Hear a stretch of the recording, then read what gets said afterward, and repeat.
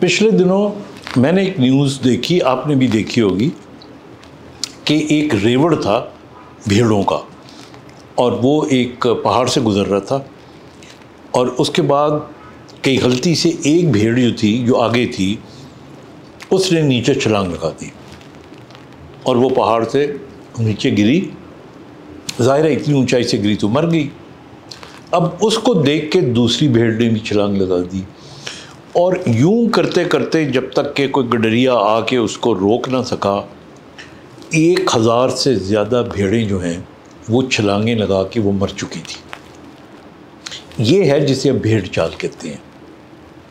और ये भेड़ चाल सिर्फ भेड़ों के रेवड़ में नहीं होती, ये जो भी रेवड़ होगा, जहाँ पे भी लोग इकट्ठे हो जाएंगे, ये जो मेंटालिटी है भेड़ चाल की वो उसमें आ जाएगी।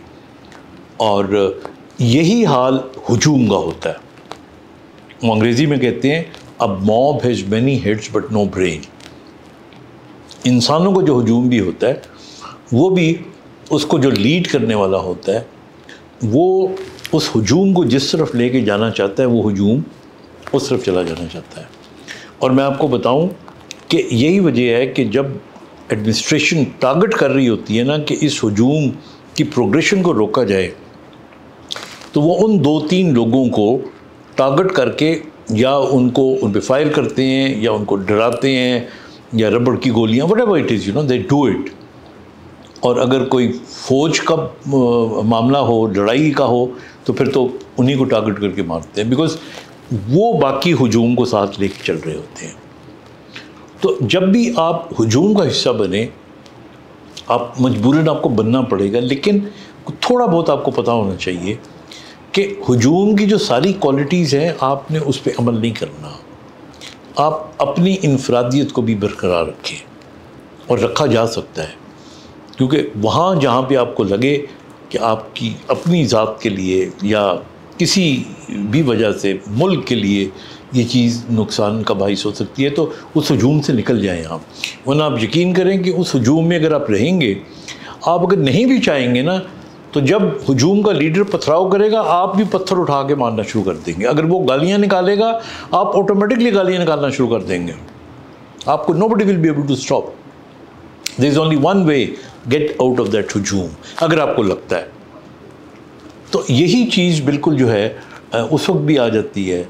ये हमने देखा है अभी पिछले दिनों डॉक्टर्स का एक झगड़ा हुआ, और जो कि अक्सर बदकिस्मती से हो जाता है कि मरीज़ एक्सपायर हो गया, 5-6 लोग आ गए, डॉक्टर ने सही तरीके से अपनी तरफ से काम किया होगा, उनको लगा सही तरीके से नहीं किया, बहस हुई, ये भी एक हुजूम बनता गया और फिर उन्होंने खामखा तशद्दुद किया।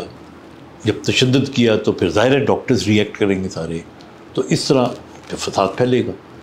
तो इसलिए कहने का मतलब यह है कि हमें ये जो हर्ड मेंटालिटी होती है इसका पता होना चाहिए, हमें इदराक होना चाहिए और ख़ुद को किस तरह इस मेंटालिटी से दूर रखना है या इसका हिस्सा बनना है।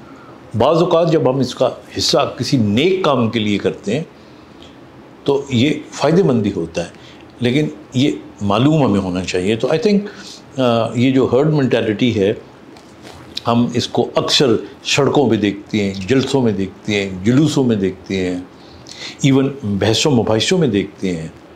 तो हमें अपना ख्याल रखना चाहिए और जहाँ नहीं ज़रूरत इसका हिस्सा नहीं बनना चाहिए। अपना ख्याल रखिएगा।